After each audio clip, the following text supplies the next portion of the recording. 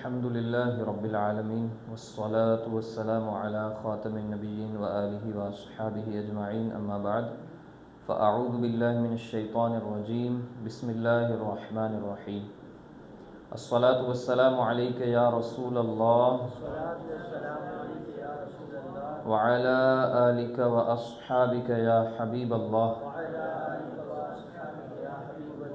الصلاة والسلام عليك يا نبي الله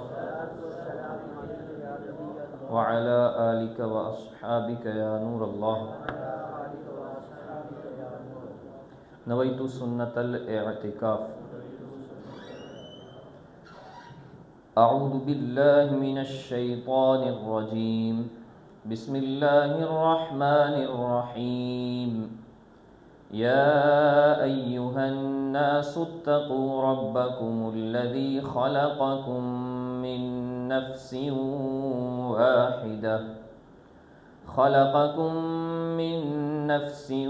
واحدة وخلق منها زوجها وبث منهما رجالا كثيرا ونساء واتقوا الله الذي تساءلون به والأرحام إن الله كان عليكم رقيبا صدق الله العظيم سورة النساء آية number 1 जुज़ू number 4 सल्लु अला हबीब सल्लल्लाहु ताला अला मुहम्मद सल्लल्लाहु ताला अलैहि वसल्लम. Allah Azza wa Jal states, O humanity, ittaqu rabbakum, ya ayyuhan nasu ittaqu rabbakum, fear your Lord, be mindful of your Creator. Alladhi khalaqakum, who created you, min nafsin wahida, from a single soul. وَخَلَقَ مِنْهَا زَوْجَهَا, and from it, meaning from that particular soul, Allah subhanahu wa ta'ala created its mate. And through both, وَبَثَّ مِنْهُمَا رِجَالًا كَثِيرًا وَنِسَاءً, and through both He spread countless men and women. وَاتَّقُوا اللَّهَ الَّذِي تَسَاءَلُونَ بِهِ وَالْأَرْحَامِ, be mindful of Allah in whose name you appeal to one another and honor family ties. Inna Allaha kana alaykum raqiba, surely Allah is ever watchful over you. Now here there are some key points which are to be noted. Number 1, when you ponder on this ayah, in the first part you get ittaqu rabbakum, fear your Lord. In the second part you get ittaqullah, wattaqullah alladhi. In the first part Allah Azza wa Jalla states, be mindful of your Creator. In the second part Allah Azza wa Jalla states, be mindful of Allah. Why these two? Why didn't Allah subhanahu wa ta'ala say again wattaqu rabbakum? Same thing can be repeated again. So what is the reason here? So the Mufassirun, they mention a beautiful point here. This is Allah Azza wa Jal's sunnah, His method. What is that method? Rahab wa raghab, meaning He will give glad tidings and also He will inform regarding His punishments. The word Rabb means nourisher, who takes care of us. The word Allah, it is filled with Jalal, majesty. When the word Allah is stated, it brings a sort of fear in the heart. Allah. But when the word Rabb is mentioned, it indicates the mercifulness of Allah. It indicates the rahmat of Allah subhanahu wa ta'ala. So in the first part, Allah Azza wa Jalla stating, fear your Rabb, an indication of Rahmah.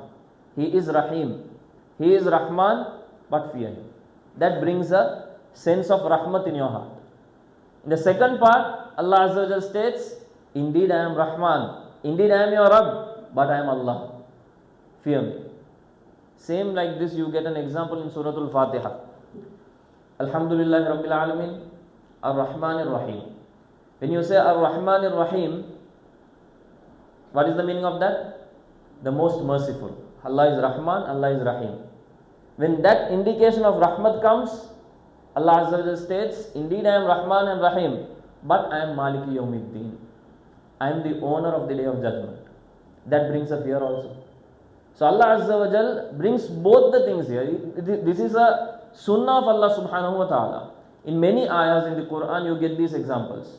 In another surah, Allah Azza wa Jal states regarding His prophets, وَيَدْعُونَنَا رَغَبًا وَرَهَبًا. The prophets of Allah, they give da'wat through two things. One is raghab, one is rahab. Raghab, they sometimes give the da'wah by giving glad tidings. That is raghab. What is rahab? They make the Muslims, they make the non-Muslims also fear the punishment of Allah subhanahu wa ta'ala. These were the two methods of giving the da'wah. Same method Allah Azza wa Jalla also had, and that method was taken by the prophets and they also accomplished that. This was the method. Many other ayahs, another one example I will tell, and inshallah let's move to the next point. Nabbi ibadi. Nabi Karim sallallahu alaihi wasallam was stated. Allah Azza wa Jalla stated, Rasulullah sallallahu alaihi wasallam, Nabbi, inform ibadi, my servants. O Habib sallallahu alaihi wasallam, you inform my servants, Anni anal ghafurur rahim, that I am the one who is the forgiver for sins and I am the one who is merciful. Allah Azza wa Jalla didn't stop here. Then He said, Wa anna adabi huwal adabul alim. And also you inform that my punishment is very severe. So Allah subhanahu wa ta'ala brings both. Here also you see, Rabbakum first, then Allah. So that brings both the scenarios in your mind, that a person should spend his life with fear and hope. If anything increases, that will make him go on the wrong track. So we should have fear, plus we should have a hope on the rahmat of Allah subhanahu wa ta'ala. Now let's go to the main point. Min nafsin wahida. Allah Azza wa Jalla created us with one soul. Who is that? Sayyidina Adam alayhi salatu wasalam, who is known as Abul Bashar, the father of the nation, entire human beings. He was the father. Min nafsin wahida wa khalaqa minha. Here there is an incident mentioned in the books of tafsir. Sayyidina Adam alayhi salatu wasalam, he was created with clay. Then Allah subhanahu wa ta'ala gave him a sleep. He slept. When he slept, then he woke up, he saw Sayyidatuna Hawa radiyallahu ta'ala anha next to him. Then he asked Sayyidatuna Hawa radiyallahu anha, who are you?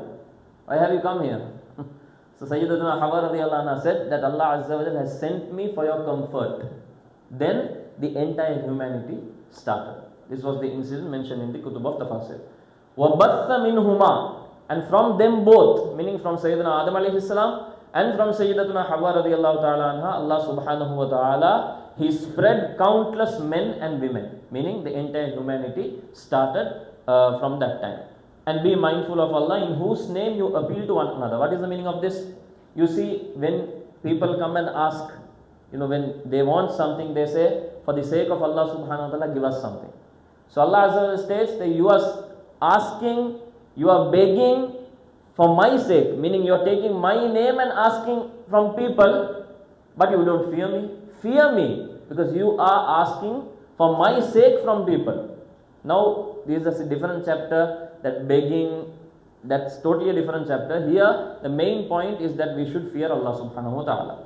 Then the last point, what is that? Wal arham, wattaqullaha alladhi tasa'aluna bihi wal arham, and be mindful of relationships. Meaning, don't break the bound, don't break your relationships. Here, subhanallah, a point is mentioned that Allah subhanahu wa ta'ala has stated to be mindful regarding Him, and with that itself, not in a different way, with that itself Allah subhanahu wa ta'ala is saying to be mindful regarding relationships. Fear Allah and fear the matters regarding relationship.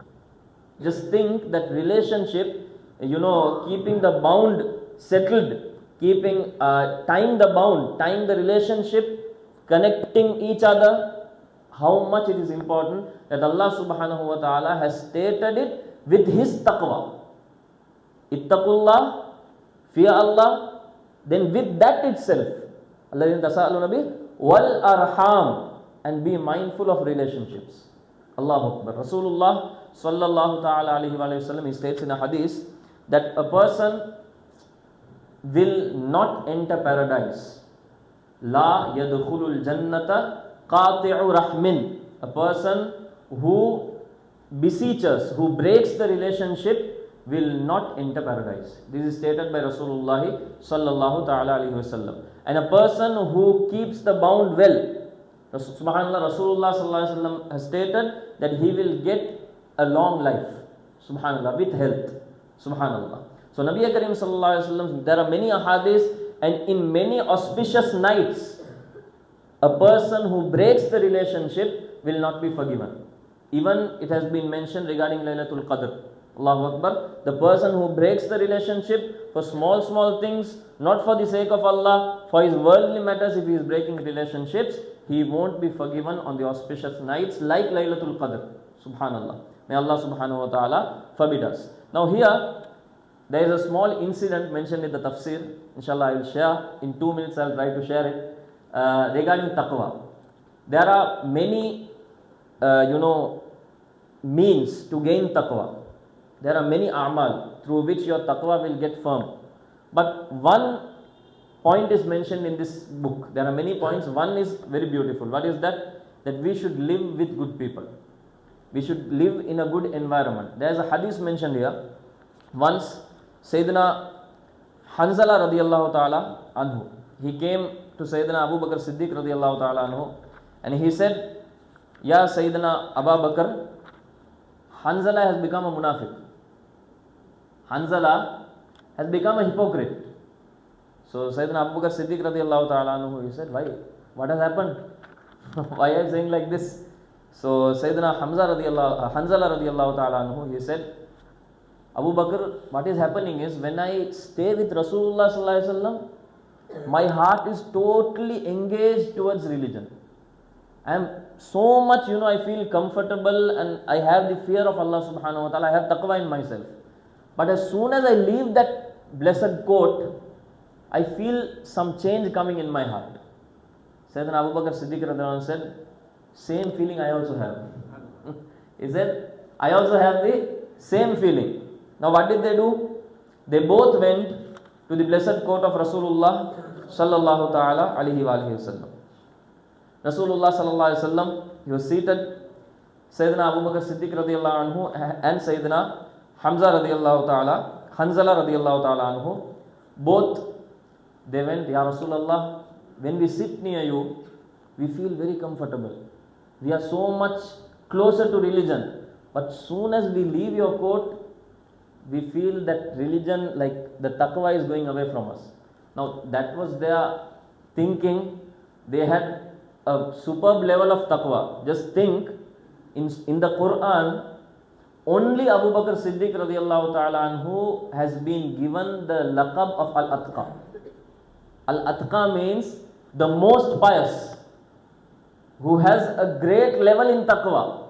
That Abu Bakr Siddiq radiyallahu ta'ala anhu, he is saying that when we sit near you, we have taqwa more. But when we leave, we feel a bit, lacking something. This was the level of Abu Bakr Siddiq radiyallahu anhu. Rasulullah sallallahu alaihi wasallam said, look, insan, human is like that only. Heart changes. Every time, if you stay in one situation, if you stay in one state, what will happen? Wherever you go, meaning the feeling which you have when you sit in my court, Rasulullah sallallahu alaihi wasallam is saying that the feeling which you have when you sit in my court, if that feeling is there always in your heart, then wherever you will go, angels will be spreading the wings. Angels will be welcoming you. That situation everyone doesn't have. Obviously, we are human beings, situation changes, state changes, but it is upon us to take care of that particular state. We don't go over the limit. Obviously, it changes. Sometimes we get angry, sometimes we need, relaxation, we sit for a moment, we don't want anything. That happens to an insan. But If a person goes so much, goes over the limit to gain comfort, then that becomes against taqwa. There are many things mentioned here. Time is over, inshallah. Next time, inshallah, we will discuss. May Allah subhanahu wa ta'ala grant us the ability to act upon what we heard. Wa sallallahu ta'ala wa sallama ala khayri khalqihi sayyidina wa maulana Muhammadin wa alihi wa ashabihi ajma'in bi rahmatika ya arhamar rahimin. Sallallahu ala Muhammad sallallahu alayhi wa sallam. Sallallahu ala Muhammad